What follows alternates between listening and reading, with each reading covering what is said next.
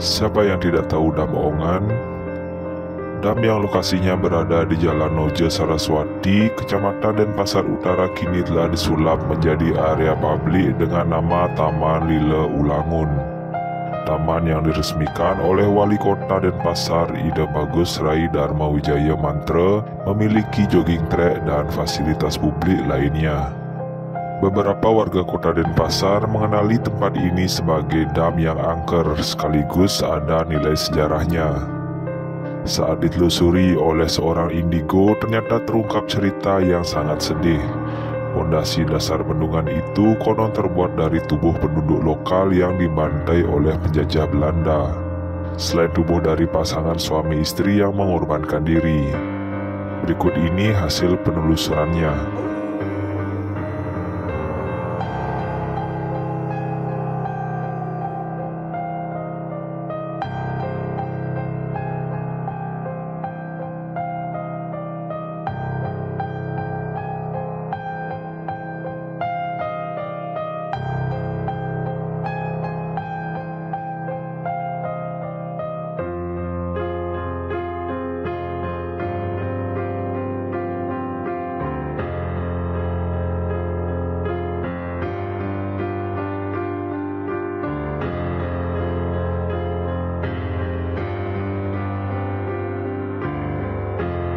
Suami istri mengabdi kepada Tuhan dengan cara mengorbankan diri agar rakyatnya tidak kelaparan.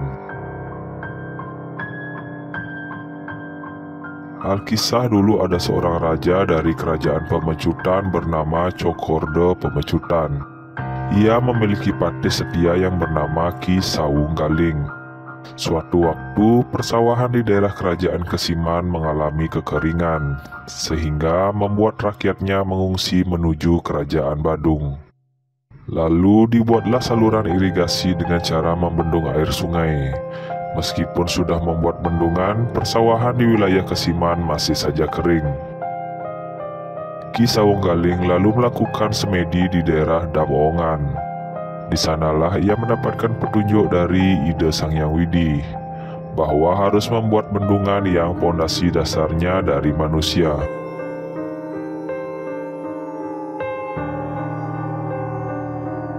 Namun karena si Sawung Galing adalah orang baik dan tidak berpikiran akan mengorbankan orang lain, ia memilih untuk mengorbankan diri sebagai wujud pengabdiannya kepada Tuhan Yang Maha Esa. Sang istri pun secara sukarela ikut mengorbankan diri. Semenjak suami istri ini mengabdi dengan cara mengorbankan diri, rakyat Kesiman tidak kelaparan lagi karena sawahnya tidak kering. Dari situlah bendungan ini dinamakan sebagai Dam Ongan yang artinya dam manusia.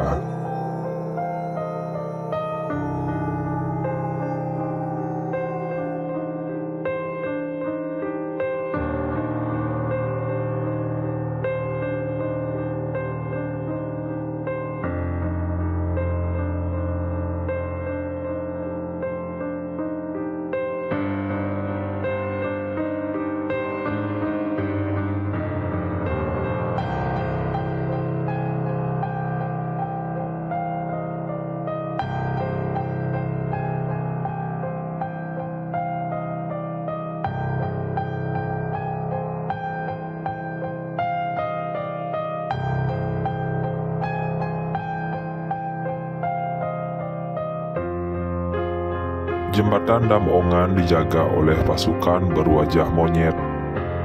Beberapa waktu yang lalu, program horor dari media IDN Times pernah mengeksplor Dam Ongan di malam hari. Setelah mendapat izin dari pemangku setempat menelusuri tempat tersebut termasuk untuk mengungkap cerita lampau dari sisi batin seorang indigo bernama Bayu. Bayu adalah anak indigo yang bisa melihat kondisi dam tersebut pada masa lampau. Dari ceritanya, jembatan Dam Ongan tersebut dijaga oleh pasukan manusia berwajah monyet. Pasukan ini berjaga di sana karena Dam Ongan termasuk tempat suci yang dijadikan sebagai peribadatan umat Hindu.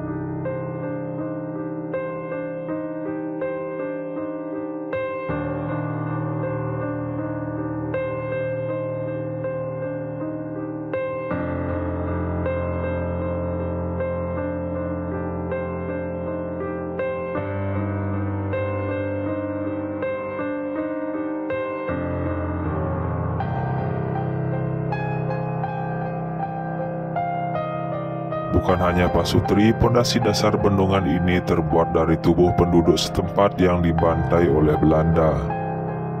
Ada satu cerita lain yang jarang diketahui oleh banyak orang, yaitu bendungannya, kata Bayu. Dulu bendungan ini masih terbuat dari batang-batang pohon dan batu. Namun begitu penjajah Belanda masuk ke wilayah tersebut, penyangga-penyangga bendungan ini diubah lagi agar lebih kokoh. Orang-orang Belanda yang mengetahui cerita pengorbanan suami istri dari penduduk setempat justru memanfaatkan kisah tersebut.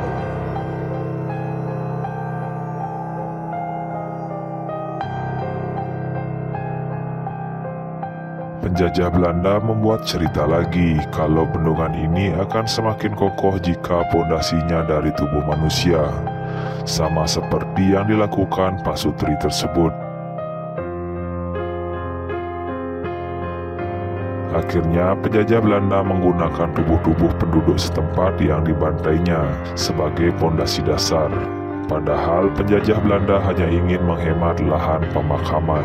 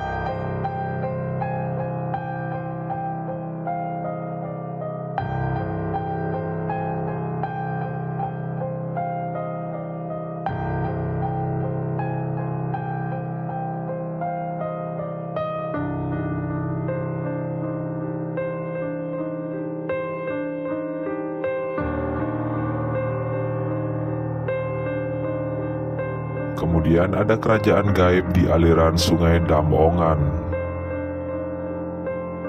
Puro Taman di luar area Damongan memiliki cerita sendiri. Konon dari mata batin Bayu, tempat ini merupakan gerbang menuju kerajaan gaib. Patokannya adalah pohon besar yang berada di dekat Puro Taman. Kerajaan gaib ini sudah ada sebelum kerajaan-kerajaan lain di Bali. Dari pengamatan mata batin Bayu, pada zaman Ki Sawunggaling dan istri belum mengorbankan diri, masyarakat sekitar sering melakukan perusakan alam, mengeksploitasi lingkungan, dan berbuat tidak terpuji di sekitar sungai tersebut.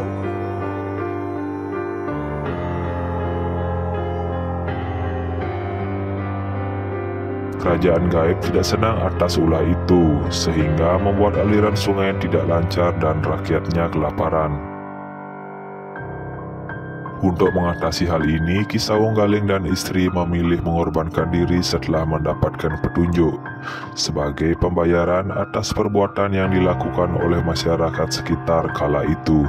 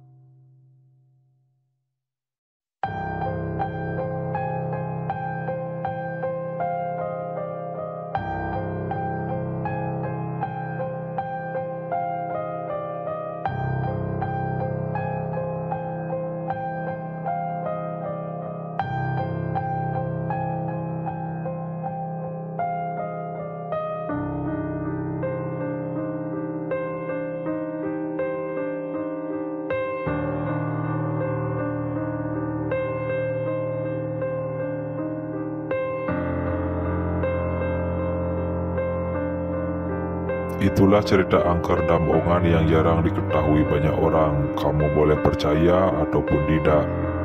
Tapi ada satu hal yang patut diambil pelajaran, yaitu kita harus mensyukuri bahwa aliran sungai Damongan tersebut masih deras.